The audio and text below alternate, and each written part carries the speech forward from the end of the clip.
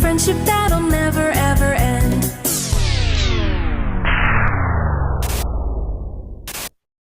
Run!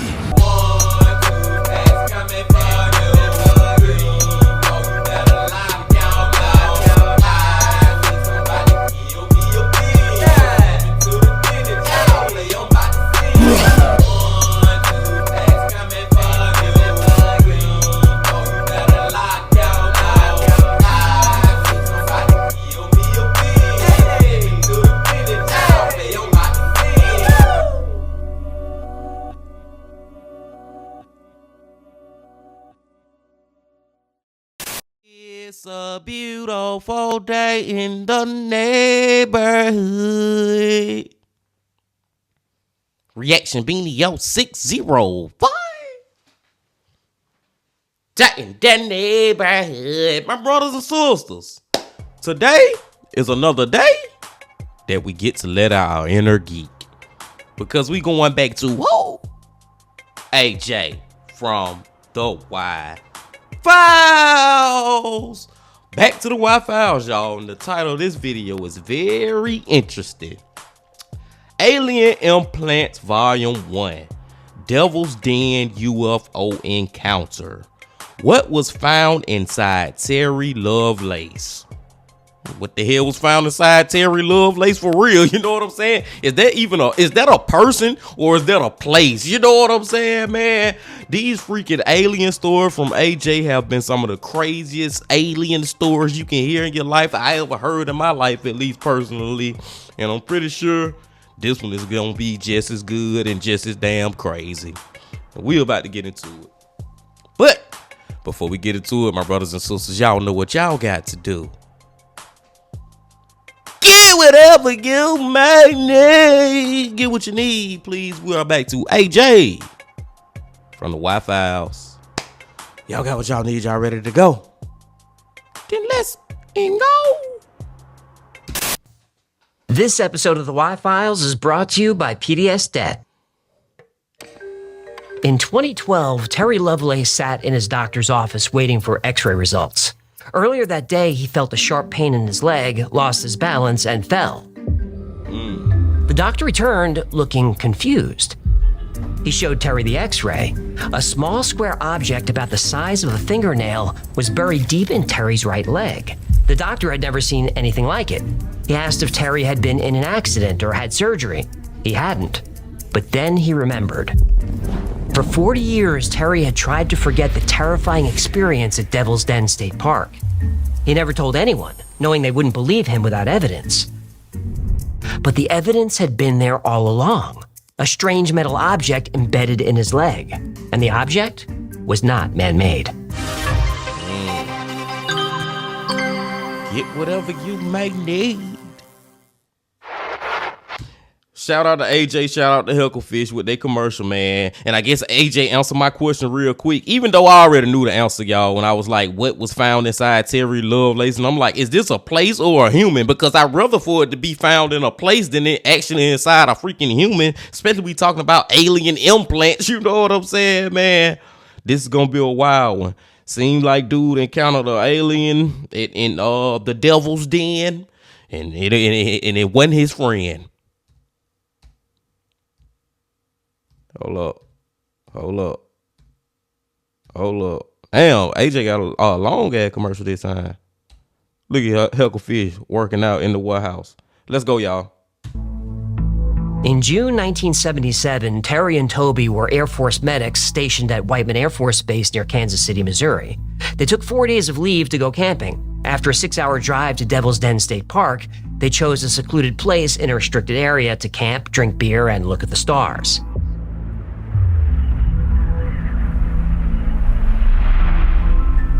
Around 9 p.m., as they ate and joked near the fire, Toby suddenly hushed Terry and said, "You hear that?" Terry said, "I don't hear anything." Toby said, "Exactly." Suddenly, everything was silent. No crickets, no birds, no breeze. It felt like time had stopped, and the forest was holding its breath. Toby noticed 3 faint lights in the sky. They were dim, but getting brighter.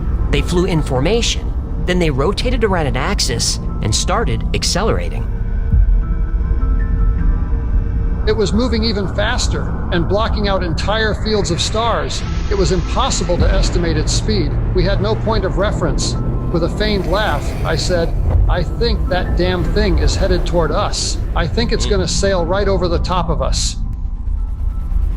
The lights belonged to a triangle-shaped craft now hovering above them, and for some reason, they weren't frightened.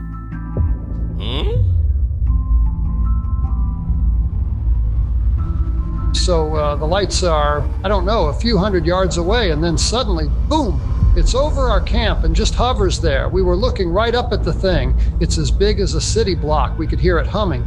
Now, you'd think we'd start to panic, but I distinctly recall that while it floated over our campsite, I felt this feeling of calm wash over me. It was a feeling that I'd say was very close to sedation. I don't know how else to describe it. I felt absolutely at ease, just peaceful, calm.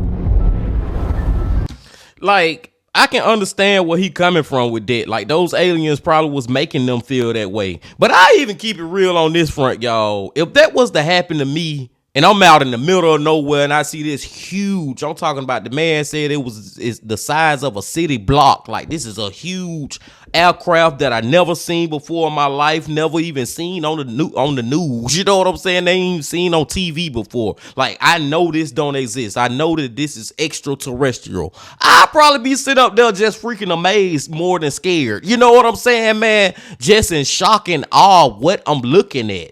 So I can get it from both of those sides. It's still crazy though. Let's see where we going with it. That calm sensation remained even as the spacecraft slowly descended. A beam of white light burst out of the ship. For about 30 seconds, the campsite lit up brighter than the day, and then darkness. Next, a thin blue laser appeared, scanning the camp. It swept over the tent, the fire, the men, everything. This went on for a few minutes, then darkness again.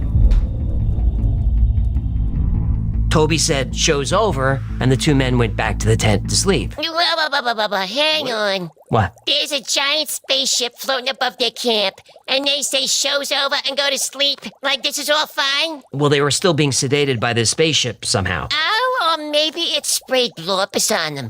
That stuff makes you chill. So chill. It wasn't a chemical. The craft used technology to keep them calm psychologically. So once the lights stopped, they got tired and went to sleep. Yeah, I hope they slept on their backs. Right. Because then their backs would be on the ground. I understand. So it's harder to slip in the anal probe. I get it. Despite a giant spaceship humming just a few yards above their tent, Terry and Toby fell asleep immediately. But they weren't asleep for long. That's crazy how this started off, y'all. Terry woke up, but he wasn't in the tent. He was lying naked on a cold rubber floor, his clothes bundled on his chest. He heard and felt a low pulsing hum. The air smelled like chemicals that burned his throat. Then panic hit him. He couldn't move. His body was paralyzed. His mind was racing, trapped inside a body that would not respond. He could only watch. Somewhere nearby, a woman screamed in terror, and Terry hoped that he wasn't next. As his eyes adjusted, he saw the room was enormous, the size of a stadium. The craft above their campsite was big, but it wasn't big enough for a room this size. Yeah, unless it was a TARDIS. Right. Because they're bigger on the inside. Yes, I know. Yeah, I miss Doctor Who. Doctor Who is still on the air. But is it though? On Terry's right, at least 10 others lay paralyzed, awake, and terrified. Men, women, even children. Some darted their eyes in panic, while others stared blankly at the ceiling, resigned to their fate, occasionally blinking away silent tears. Okay, now y'all remember how earlier I was talking about I'll be so enamored with looking at the spacecraft, so I probably wouldn't be scared if I was to wake up on this damn spaceship and be locked down to a chair and I see other humans and shit. Oh, I'm scared shitless at this point. You know what I'm saying, man? I am terrified now. On the left side of the room, a line of disc-shaped craft stood ready for deployment. The room had to be 5 stories high. Vehicles about the size of golf carts floated around the space, carrying children to different areas. Then he saw them. They weren't children. They were small, gray-skinned beings with large black eyes. They wore matching gray flight suits. They had long arms and slender fingers and moved quickly and robotically. Then something in a beige uniform walked by. No, it was a someone. There were other humans here, not captives. They wore beige uniforms with orange rank insignias. They were clearly part of the crew. They ignored the naked abductees and went about their business. A being with pink, chalky skin caught Terry's attention. It resembled the Greys, but stood about 6 feet tall. As it passed, it locked eyes with Terry. The creature was inside his mind, downloading his thoughts, memories, and secrets. Terry felt completely exposed and violated. Before he can process any of this, he was moving. Several gray beings lifted Terry and carried him down a hallway. To his right, he saw glass tanks of varying sizes. Most were empty, but some contained strange creatures, a mix of familiar and alien. On my left is just a white wall, but on my right there's a series of glass tanks like aquariums. They vary in size from a foot square all the way up to big enough for a human being. They're all empty except for one. One had this like pink water in it, and there was what I thought was a puppy. It looked like a newborn puppy, eyes closed, that sort of thing. As I'm going past it, it opened its eyes and I started to freak out. Then Terry got even more frightened because they were coming to the end of the hall. They took me down the hallway and into a dome-shaped white room. Everything was either white, gray, or stainless steel. It was like a medical examination room. The little gray guys took my clothing and slid me onto this table. And I thought, oh, that's nice, it's warm. They warmed it up for me. But the warmth wasn't for him. The table was warm from the bodies that had been here before him. Wow. 2 new aliens entered, 9-foot-tall beings that looked like praying mantises. The Greys turned Terry on his side, and the mantis beings began operating on his lower back. Yeah, lower back. That's a nice way of putting it. No, they really were operating on his lower back. Huh. Usually they aim a little, lower. The pain was unbearable, and Terry screamed, but no sound came out. His silent screams seemed to annoy one of the mantis aliens. It stopped and spoke to Terry telepathically. He stands up and he tilts his head to one side and looks at me with this big eye. And I could hear him crystal clear in my head. And it said to me, "Why are you screaming? Stop screaming. You know we don't hurt you. You know we take you back down." And they did. With a green claw, the alien tapped Terry on the forehead and everything went black. Moments later, he and Toby were lying in the grass near the car. Terry wasn't frightened at first. He was annoyed. The least they could have done was put them back in the tent. And then they did. About 6 Greys dragged them across the grass and just threw them into the tent. Everything was still silent, unnaturally silent. Terry wanted to speak, but he felt too exhausted and too terrified. His vision blurred, and then he passed out. Oh. Hey, Terry got some goddamn nerve talking to them aliens all crazy and shit too, y'all. Talking about, man, y'all could at least threw us back in the tent where y'all abducted us from. That man talking real sideways to them Greys. Them Greys don't play now. Them Greys could have did something a lot graver to you than what they did.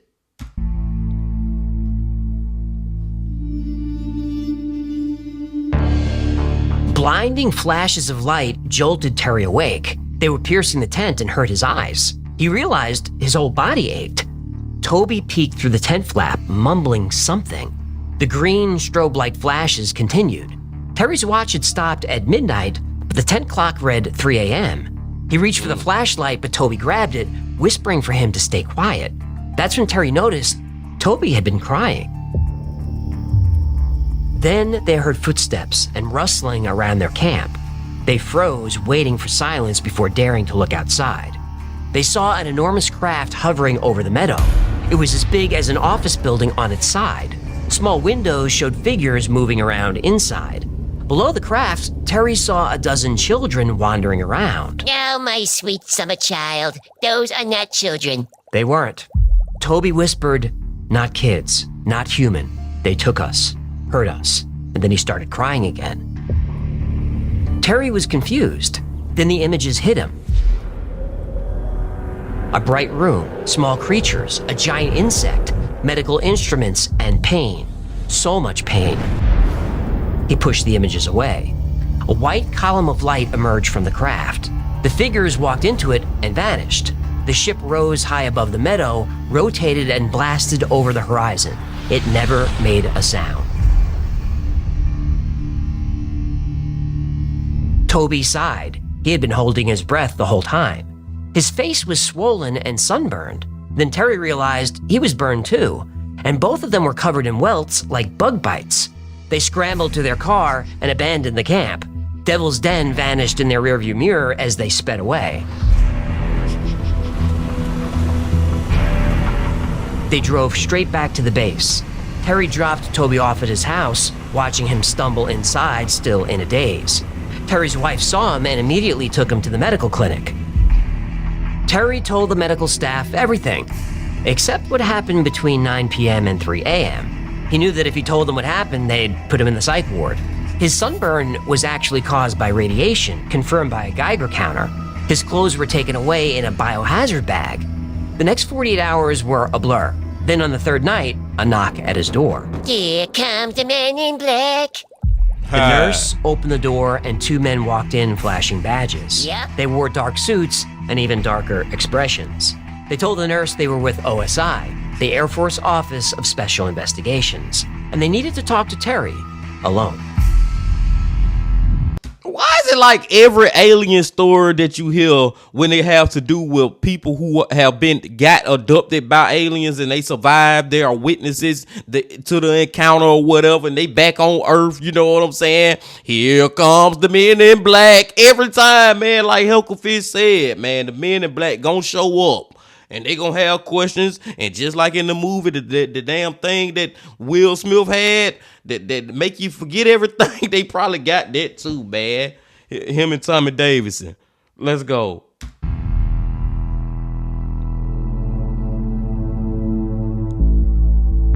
Terry sat up in his hospital bed, staring at the tape recorder in front of him. His head was spinning. At just 22 years old, he had just endured the most traumatic experience of his life. And now two OSI agents were standing in his room. One of them, a major, was barking orders at him. They wanted to know what Terry saw that night. He told them about the lights in the sky, but stopped there. Still, he felt like they already knew the rest, which disturbed him. Could the Air Force be involved? A sudden image flashed in his mind. Humans in military uniforms working alongside aliens aboard the spacecraft. They knew. The government knew. The major's voice snapped him out of his thoughts. Do you understand, Sergeant? Terry nodded. And I forgot to point that part out, but that's a very important part. The fact that it was humans working with the damn aliens on the damn ship. Come on, man. Men in black, they involved with it, just like the movies. Damn movies be trying to tell us something now, I'm telling you. Nodded slowly. The major was reading from a card, reciting Article 31 of the UCMJ. The Uniform Code of Military Justice, the military's version of, you have the right to remain silent. Terry could only respond with, yes, sir. The only correct response to anything that starts with, you have the right to remain silent is, lawyer. Terry was bullied into signing a waiver, giving OSI the right to search his home and car. Not that the waiver mattered, the searches were already underway. One agent, furious, got right up in Terry's face, accusing him of holding back. He insisted they knew Terry and his friend Toby had seen more than just lights at Devil's Den. He demanded Terry admit it, but he wouldn't. There was no way he was going to talk about the abduction. Before he was worried about being thrown in the psych ward, now he was worried about being thrown in jail. He stuck to his story about the lights and prayed that Toby did the same. Frustrated, the agents grabbed their tape recorder, tossed a business card on the bed, and forced Terry to sign more documents without letting him read them. They ordered him never to speak of the incident or the lights, and if he remembered anything else, he was to call them immediately. The last thing they told Terry was that he could not contact Toby again for any reason, not ever. Shortly after, Toby was transferred to a base in Japan, and they never spoke again.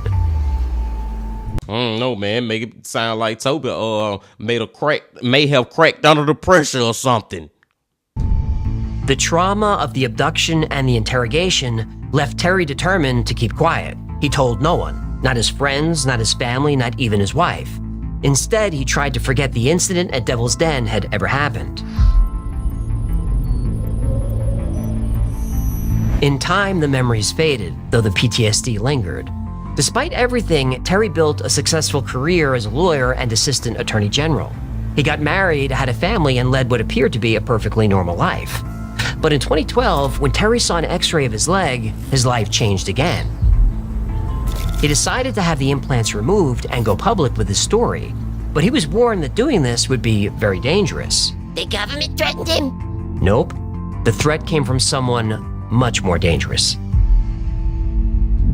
Who else could it be other than the government? Unless it's the damn aliens. Man, I'm still trying to figure out what happened to Toby, man. Like I said earlier, man, I think he may have confessed to the fact of his whole alien encounter. I don't know. I think we ain't done with Toby in this story yet. But who the elf is this?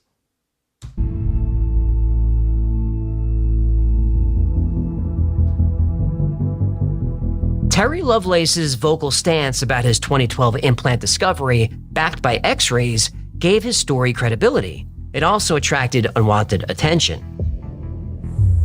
In 2017, he fell asleep and was suddenly sitting in his living room. Across from him sat a woman about 4 feet tall with light brown hair. At first glance, she appeared to be a small Asian woman, but something was off. The hair was a wig. She wasn't human. Then Terry remembered something. A few years ago, his wife had woken up to see a small figure with large eyes at the foot of their bed.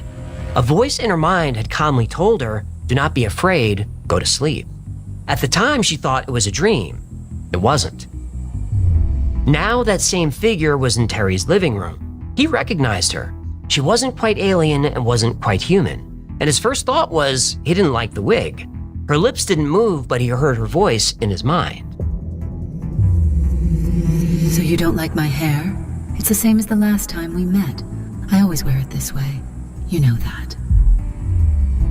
Suddenly, memories flooded back. This wasn't the first time Terry had seen her. He'd been abducted many times since he was 8 years old. Terry remembered being with other children aboard a ship in a setting that resembled a daycare room. The children were given tasks like arranging colored blocks and tiles, but Terry couldn't remember why. Other times they were given small objects like cubes or balls and asked to move them with their minds, testing their psychic skills. During all these tests and games, this woman was there, watching over the children. Oh, like an old pair. Old pair? Yeah, it's a French word for someone who helps with the kids, like a nanny. The alien lady was, an old pair. Au pair. What'd I say?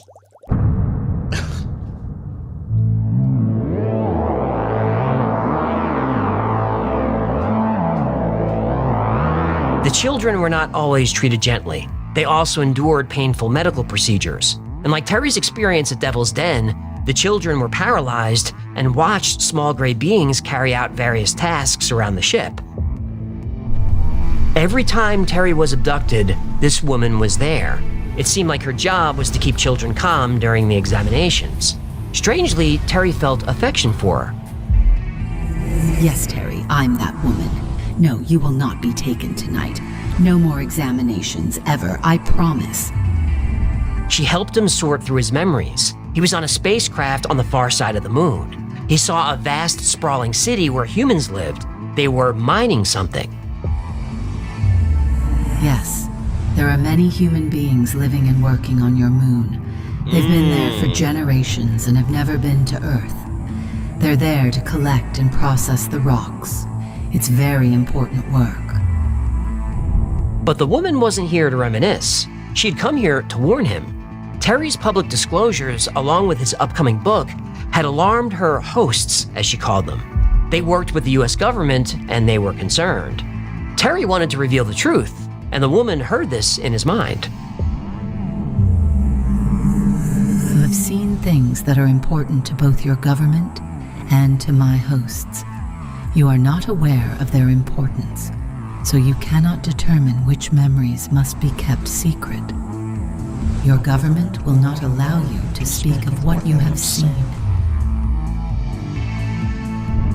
Man, at this point, man, Terry, just listen to the damn alien lady. Just listen to her. Listen to the old spirit. It's all Helkafish caller, man. Listen to her, man. This is so crazy at this point. I'm sitting up here talking to an alien. I've been getting adopted all my freaking life and stuff. Like, okay, man, whatever you say, man. I'm just make it end. Can we make this ish end, please? I'll do whatever to make it end. That's how I would be if I'm Terry at this point. The woman said there would be consequences if he didn't stop talking. Terry asked about the implants, but she dismissed the question. She wasn't here to educate him. She was here to warn him. The devices have many purposes. The concern among all is that once disclosed, they will support your claims. Your government will not allow it. I cannot remove your memories without causing you great harm. I will not do that. But the devices in your leg, those are going to be removed. Terry said the world deserved to know.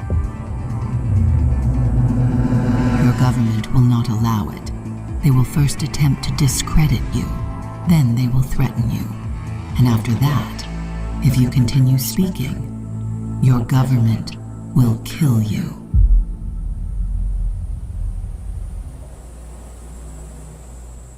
That's why I said, man, just let it go, Terry, man. Just listen to her, man. Don't stop. Don't try to tell. I mean, you're doing the right thing. Yes, you're doing the right thing by trying to let the world know about what the freak going on. But if it's threatening your life and stuff, bro, and you going through all this drama for your mama, man, listen, just let it go.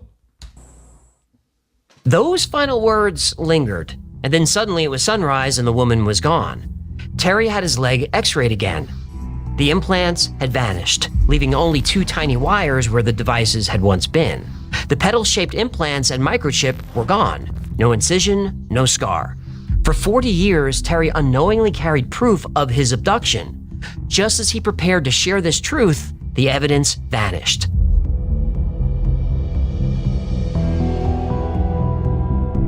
Many people have found strange implants in their bodies, triggering very unpleasant memories.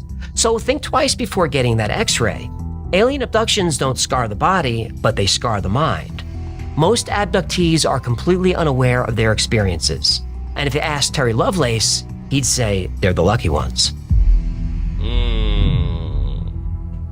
And see, that's a weird thing that I be thinking about too, or have thought about in the past, y'all. And I'm pretty sure some of y'all have too, man. About what if we have been abducted before by aliens and we just don't know it. I'm just saying, me and you out there being team, just individually as a person. One night when we were sleeping in our bed, aliens came and got us and brought us back, and we never remembered none of that ish that happened while we was gone. I'm just saying, man, it is possible, right? Anything is possible.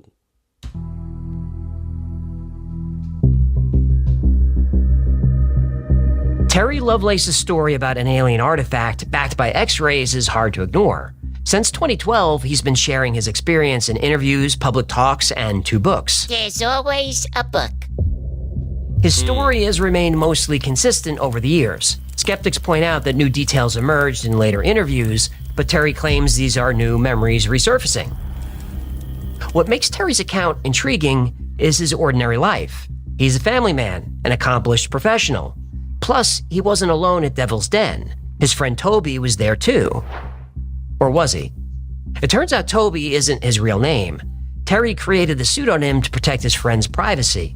The real Toby died in 2007, so now this story is Terry's and Terry's alone. Then there's the x-ray of Terry's leg. Some say the implant is just a radio-opaque object on his skin, not inside. The wires and microchip aren't visible from a side view, which means they're probably outside his body, not implanted. Maybe. Probably. Most so-called alien artifacts can be explained. When foreign objects like splinters get embedded in the skin, the body forms a membrane around them to prevent infection. This even happened to Whitley Strieber, a well-known abductee. One of his alien implants turned out to be nothing but cartilage. Does that mean that people are lying? Well, not necessarily. Many experience hypnagogic hallucinations, those vivid in-between states of dreaming and waking that can feel disturbingly real. This explains most abduction stories, but not all of them. If I can't debunk a story, I choose to believe it, but you decide for yourself. But we can all agree on one thing. The government is hiding something. Proof that we're not alone. I agree. Terry's been asked many times, when will the government disclose the truth? His answer's simple: never. He, like many others, believes the US government struck a deal with extraterrestrials in the late 1940s. In exchange for advanced technology, the aliens are allowed to abduct and even torture American citizens. Remember the Brookings report from NASA in 1961? It warned that discovering extraterrestrial life should be kept secret. Letting the public know could spark mass hysteria, challenge religious beliefs, and threaten government authority. It's that last one that scares them. Imagine we found out aliens exist and that our government not only knows, but allows abductions and torture. It wouldn't just cause hysteria, it would cause a revolution. Yeah. That's why I'm skeptical when intelligence whistleblowers like Richard Doty, David Grush, Christopher Mellon, or Luis Elizondo come forward. I want to believe them, but without concrete evidence, I don't trust them. If the Pentagon approves your statements, you're not a whistleblower, you're a spokesman. Right, that's what I'm afraid of. Everything these men say is cleared by the Pentagon. That's not whistleblowing, that's public relations, so stay skeptical. But someone like Terry Lovelace, he had everything to lose and still chose to speak out. It's okay to be skeptical of his story. I am, but I don't mock it. As more people speak out, the truth becomes harder to hide. UFO disclosure has always been a house of cards, but the cards were a mystery until very recently. Thanks to whistleblowers, each card has a name. The Pentagon, CIA, NSA, Lockheed Martin, Raytheon, General Dynamics, Northrop Grumman, Boeing, and others. AKA the usual suspects. These are powerful players, but their house of cards is fragile. All it takes is one brave president, senator, or congressman willing to risk everything to bring it crashing down and reveal the truth to the world. Yeah, is there such thing as a brave politician? That's the problem. I don't think there is. AJ's so right though, man. All it takes is just one person in power to just take some images, steal some images, and just put it on their Facebook or put it on their Facebook, TikTok, YouTube, Twitter. You know what I'm saying, man? Just post that ish, man. They could change the world forever. Like he said, man, if we was to find out, excuse me, y'all. If we was to find out, like I've been saying forever, man, that aliens are real, the world would go into a hysteria. And like he said, it will cause a revolution. We continue to empower those hiding the truth by fighting wars, overthrowing governments, and backing dictators. But what disappoints me most is that we allow the deception to continue because the leaders we elect are cowards. But I'm not surprised. Courageous leaders that threaten the military intelligence apparatus don't last. They're silenced by ridicule, media blackouts, threats, or worse. When the next brave politician emerges, they'll face attacks from all sides. It's up to us to protect them, to stand by them and support them. If you're gonna stand by a brave politician, you better wear Kevlar. I wish that weren't the case, but it is. It makes me so sad. But America is a country built on lies and secrecy, led by cowards who serve the military intelligence state, not the people. And we can change the system, but we have to do it together. Those in power want us divided and distracted, fighting amongst ourselves. But our enemies aren't our neighbors with different political views. Our enemies aren't nations with different ideologies. Our enemies are here. We know who they are. And we need to hold them accountable. But to do that, we must unite. We must set aside our differences and rally around the one and only issue that truly matters: the truth.